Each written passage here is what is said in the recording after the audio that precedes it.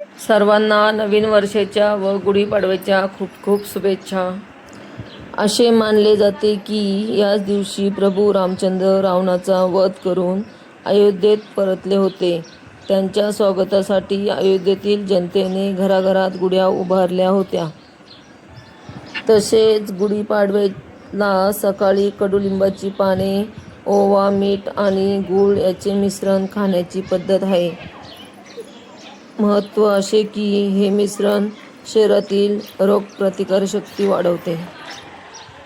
हे बघा, समोरासमोर घरे आहेत आमच्या गावामध्ये. बघा कशी समोरासमोर घरे आणि स्वच्छता पण. आणि इकडे सर्वांच्या घराच्या पुढे अशा गुढ्या उभारल्या आहेत. हे बघा, आमच्या गावामध्ये बघा समोरासमोर घरं आणि किती मस्त स्वच्छता आहे. अशा गुढ्या उभारल्या आहेत. हिंदू पंचांगानुसार चैत्र शुद्ध प्रतिपदेला गुढीपाडवा साजरा होतो. या दिवशी सृष्टीची निर्मिती झाली असे मानले जाते. हे बघा, अशा रांगोळी काढली जाते आणि फुले पाटावर ठेवतात आणि नैवेद्य दाखवतात पुरणपोळीचा.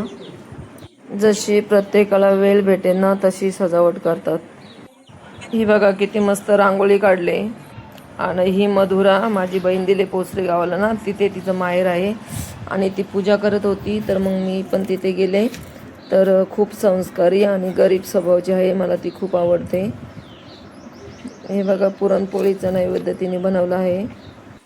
आणि आमच्याकडे गुढीपाडव्याच्या दिवशी उन्हामध्ये पाणी ठेवतात आणि त्याच्यावर झाकण ठेवतात. नंतर मग छोट्या मुलांची आंघोळ घालतात गुढी सोडली का, अशी प्रथा आहे आमच्याकडे कोकणामध्ये. बघा किती मस्त रांगोळी काढले. आणि तुळशी वृंदावन पण बघा किती मस्त आहे. आणि तुळस. हे बघा, असं पण टोपामध्ये पाणी ठेवतात आंघोळीसाठी छोट्या मुलांच्या. त्याने खरूज नाईटा होत नाही. आणि मी केलेली पुरणपोळी, आमच्याकडे पुरणपोळी दुधाबरोबर खातात. जर माझी व्हिडिओ आवडली असेल तर सबस्क्राईब करा, शेअर करा. थँक्यू.